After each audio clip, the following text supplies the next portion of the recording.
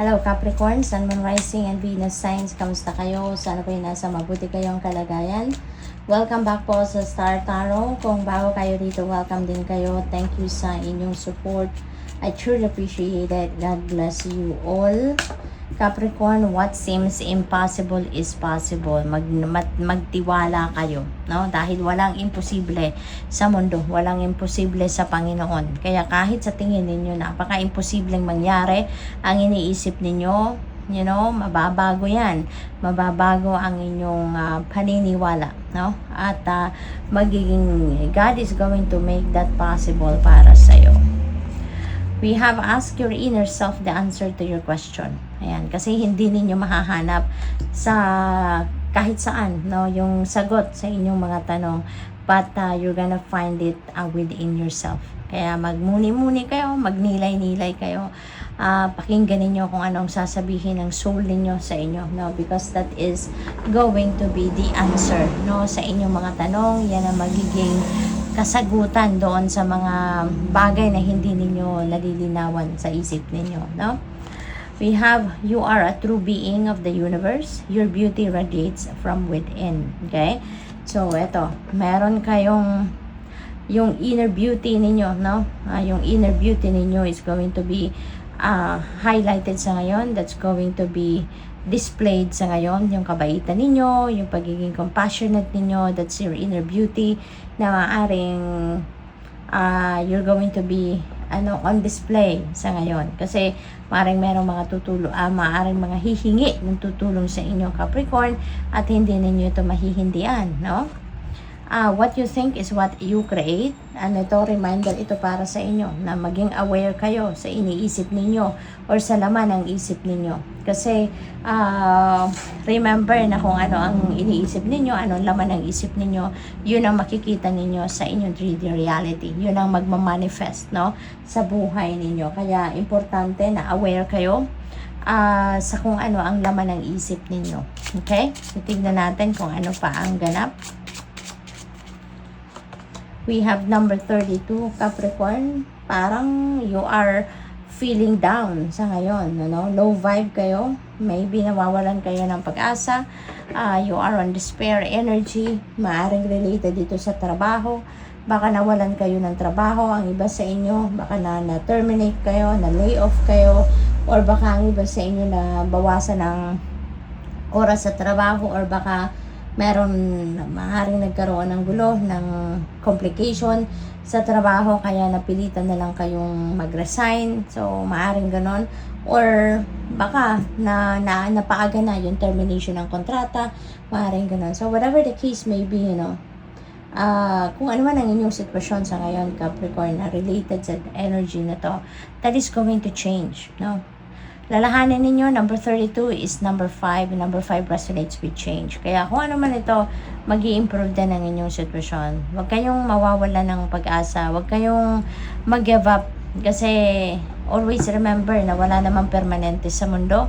Everything changes, everything evolves. Kahit yung sitwasyon ninyo, that is going to change for the better. Kaya instead na malungkot kayo, imbes na mawalan kayo ng pag-asa, buhayin ninyo ang inyong loob, ang inyong inner strength and courage, laban lang sa buhay, no? Laban lang sa buhay. Look for the positive aspect ng inyong sitwasyon. Doon kayo humugot ng inspirasyon, doon kayo humugot ng motivation ninyo, no? At magbabago ang inyong sitwasyon. Alright? What else? We have number 13. Yan, wealthy man. Capricorn, maybe you are dealing with a wealthy man. Maaaring you are dealing with someone na yayamanin, no? This could be someone na established na sa kanyang money, career, and finances. This could be someone na marami ng ipon. Baka meron ng booming na negosyo. Yung ganon, this could be anyone. Baka ito yung tutulong sa'yo na makahanap ng bagong trabaho, or baka siya yung maghahatid sa iyo ng financial breakthrough na magbabago ng inyong sitwasyon sa inyong kaperahan. So this could be a boss sa kumpanya, no? Maaring siya yung employer, maaring siya yung may-ari ng negosyo, no? Na maaring papasukan ninyo, something like that. Pathway, there's new beginning, no, Capricorn. So, maaaring ito na yung bagong simula, no, sa buhay ninyo, at maaaring dito na kayo magsisimula ng bagong chapter sa buhay ninyo. There is new pathway that you are heading to, at doon ninyo makikita yung bagong buhay. Doon ninyo ma-witness yung ganda ng buhay, 'di ba? After certain challenges, no, na maaari ninyong pinagdadaanan, you are going to overcome that, at mapupunta na kayo sa sitwasyon na maganda, maayos, 'di ba?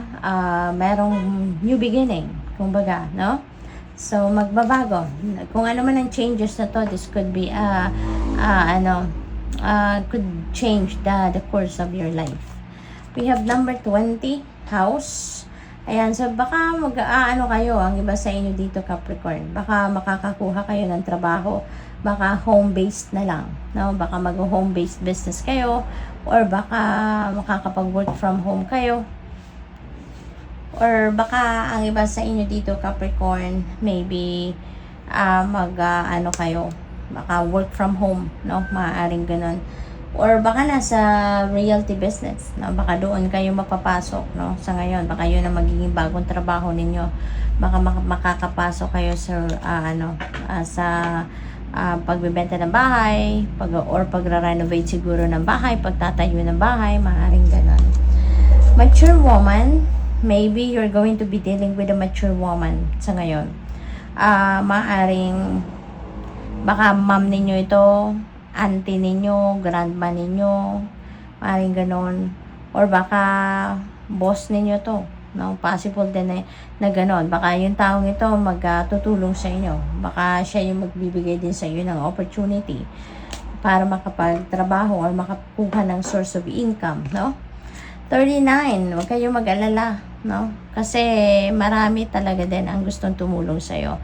Maybe you have that community around you na very helpful, very supportive of you, na sa panahon na medyo down kayo, sa panahon na nangangailangan kayo ng tulong, maaaring yung mga taong ito sa paligid ninyo laging nandyan, no? Naghihintay lang siguro na mag-reach out kayo sa kanila, or maaaring lagi silang nandyan, no? Whatever it is na pinagdadaanan ninyo, baka lagi kayong napapansin ng mga taong ito, at mag-o-offer ito sa inyo ng support in any way.